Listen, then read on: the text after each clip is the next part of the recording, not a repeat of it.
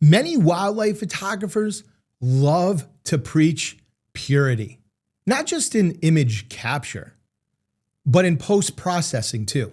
This is especially true when we start talking about things like sky replacements or adding some additional background blur in post-production. Even some color management manipulations come under scrutiny. And you'll find a lot of negativity surrounding editing actions such as cloning or object removal. But there's a catch. There is a big catch to all of this. Many of these photographers preaching purity are doing things with their photography that are very questionable. Using flash photography to photograph wildlife. Using feeders to bait wildlife closer to them. How about staging? If you're not familiar with staging, let me give you an example of something I saw a wildlife photographer do. And this photographer considers themselves to be a purist. In their own driveway, they set up a bucket of dirt, then took some broken tree branches and stuck them inside that dirt and created like a little branch coming out of the dirt, right? Kind of like a perch for birds, because this is what they were doing, photographing birds. And then strategically placed that bucket with the tree branches in it, just a few feet from a feeder, but also directly in front of this big, beautiful bush that was in the background, creating essentially the ideal backdrop. That is staging. So help me out here. Is staging something that we would consider to be in the spirit of wildlife photography? Is this something that we would consider to be photographing wildlife in a natural manner?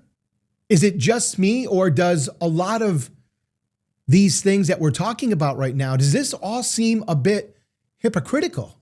Look, this video isn't aimed at anyone in particular. It's not meant to be an attack on anyone.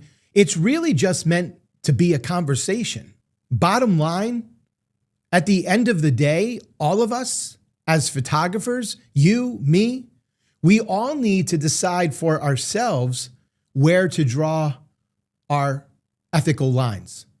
And let's keep in mind, we are talking about wildlife photography that we do every day, right? We're not talking about photo contests.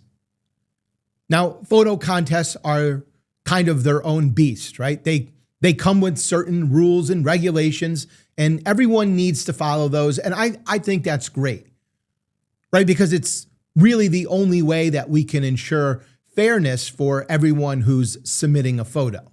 So the rules are essential, but we don't have those rules in place when it comes to our everyday wildlife photography. We are simply governed by our own values as photographers. So in your own personal wildlife scenario, right, how do you define having a creative license? What does that mean to you? Is it okay to judge other photographers for where they define their ethical lines or where they set their own ethical lines? Is it okay to judge them? Look, I've been a professional photographer now for 13 years.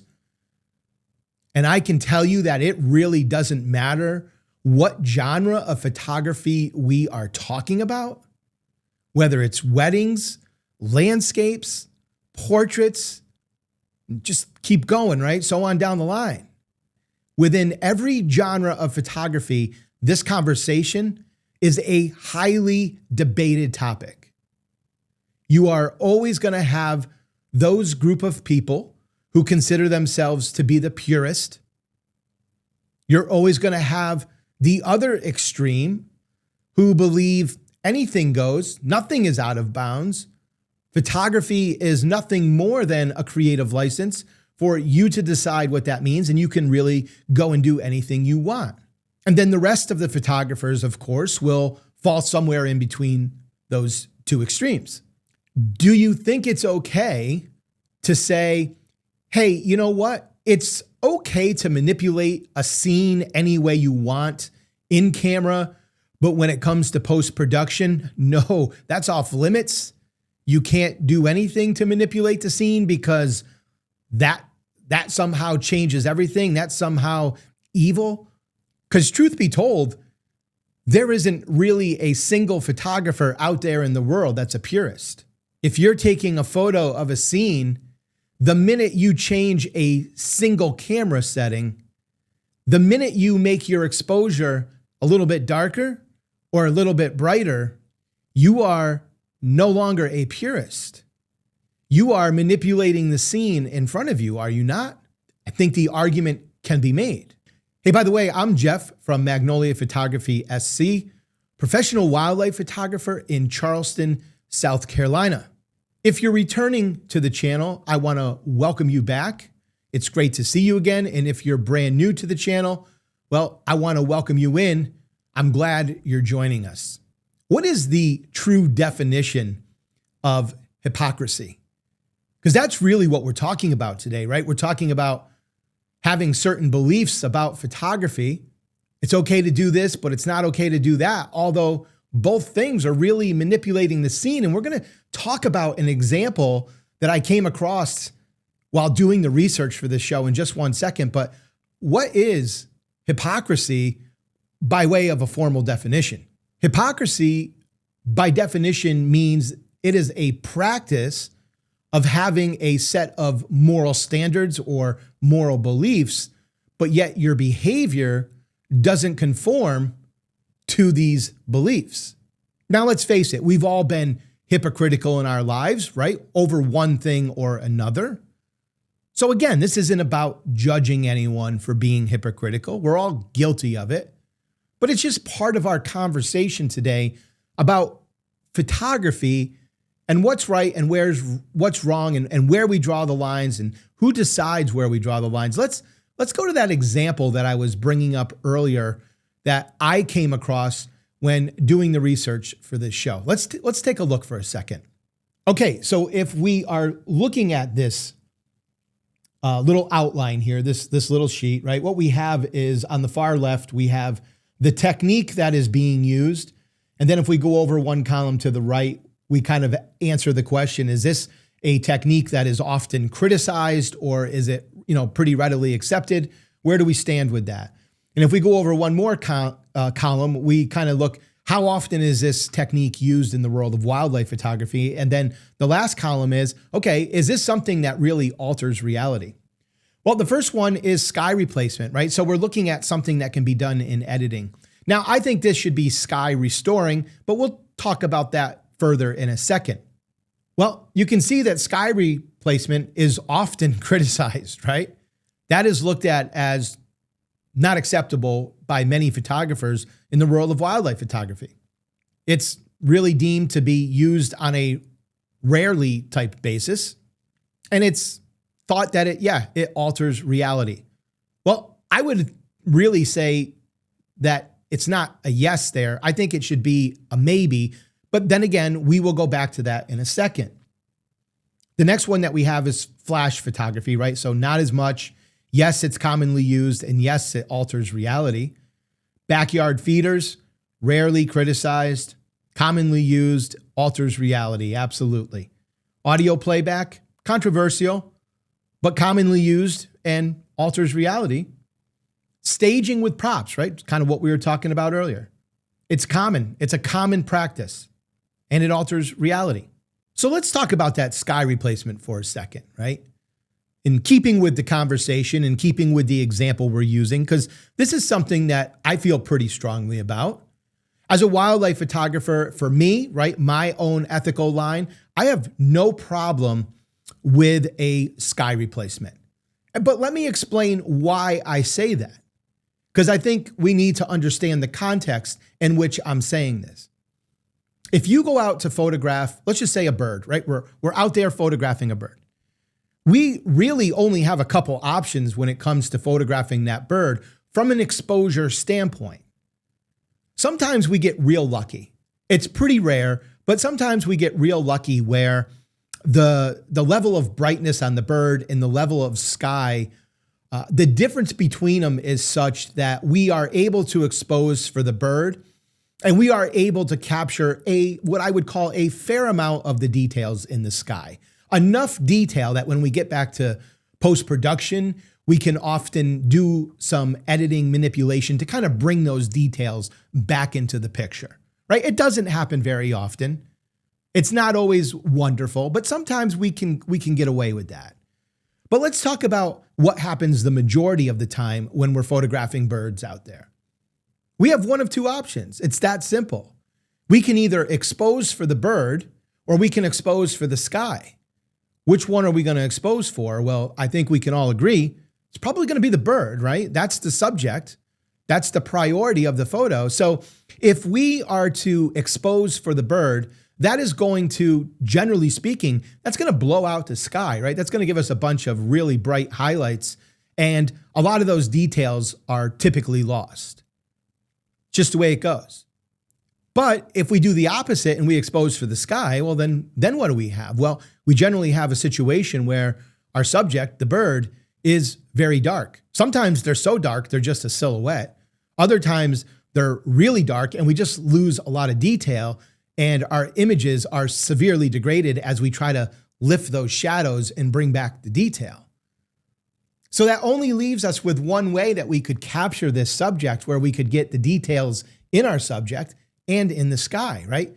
It's called exposing for your highlights and using a flash to light up your subject. So we would expose for the sky, right? Make sure we get all the detail in the sky. We just said a little while ago, that's going to leave our subject really dark. So then we have to take a pop of flash, hit our subject with it, and that would raise their exposure to a nice balanced exposure for us. And so we get the best of both worlds, right? We get the details in the sky, we get the detail in our subject. Everyone's happy, except one problem. I personally will not use a flash in wildlife photography. That goes against my line of ethics. Show me one animal, one bird, anyone in wildlife that would not be stressed out or scared by a sudden, unexpected, bright flash hitting them. That is going to stress out an animal, period. So for me, I won't do it because of that. I don't think that's an ethical practice in wildlife photography.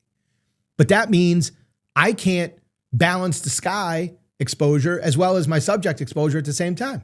So I see no problem, and this is why I said earlier I call it sky restoring, not sky replacement. I think there are photographers out there that will do a sky replacement. And when I say that, what I'm talking about is photographers that want to use ridiculous looking skies to create a lot of dramatics. I don't agree with that.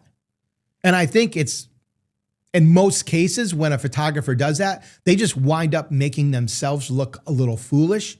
Because when you take a picture of a certain sky, it has a certain vibe, right? It has a certain feel to it. Your photo tends to have a certain lighting feel, a color temperature to that lighting. And when you start adding these dramatic skies, there is a huge disconnect between the sky you put in there and the lighting that exists naturally in the photo. And it looks pretty obvious to most people, even people with inexperienced photography eyes, right? They are like, something looks weird here. The sky looks, right? It looks ridiculous.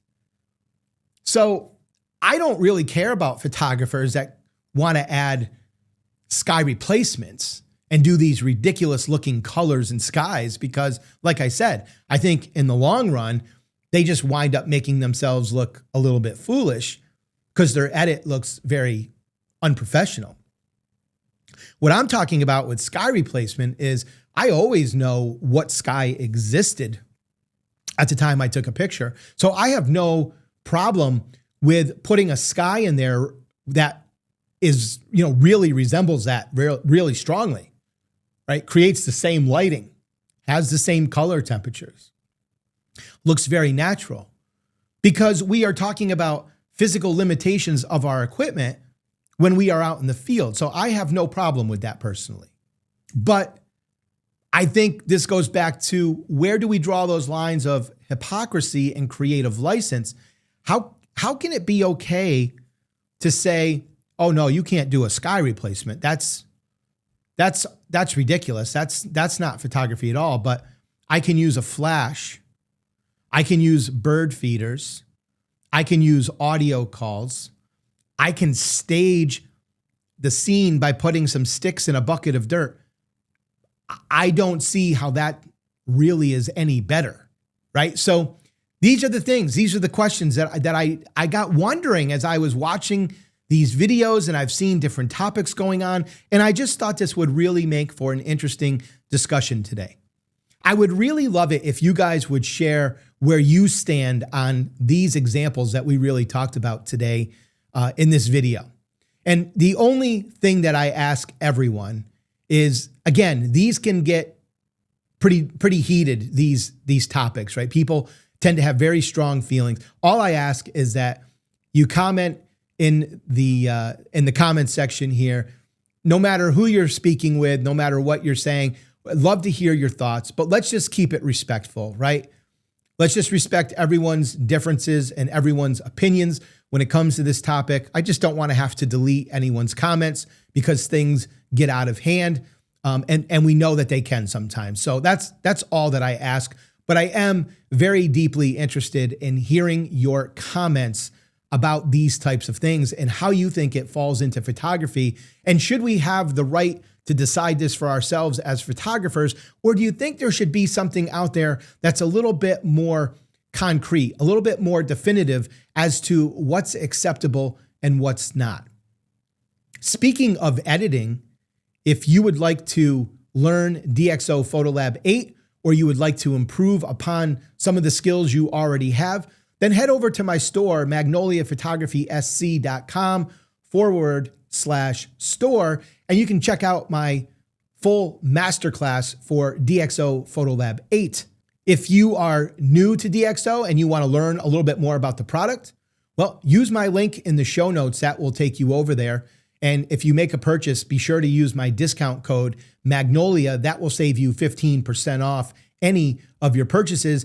If you're not ready to place an order yet, just make sure that you download a free 30-day trial. You can always check out their products for 30 days, right? That's a great time frame to really be able to give the product a test and make sure that you're happy with it and that it's going to do everything you want to do. All right. Trying to think what else, guys, that I just want to mention to you before we head out. That is really it. Thank you for your time. I appreciate you hanging in there with me, and take care. Good luck with your wildlife. And you know what? You might want to think about checking out this video next.